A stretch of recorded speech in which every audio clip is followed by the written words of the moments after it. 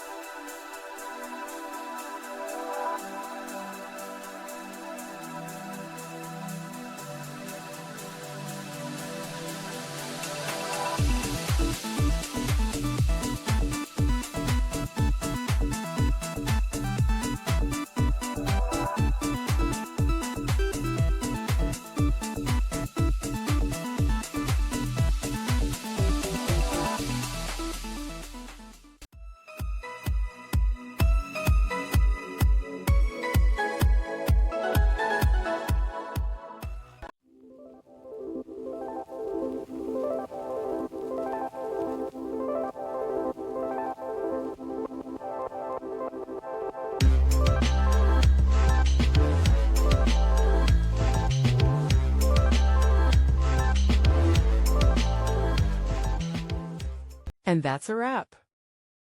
I hope you found the answer you were looking for. If you did, take a second to hit that subscribe button. It really helps out.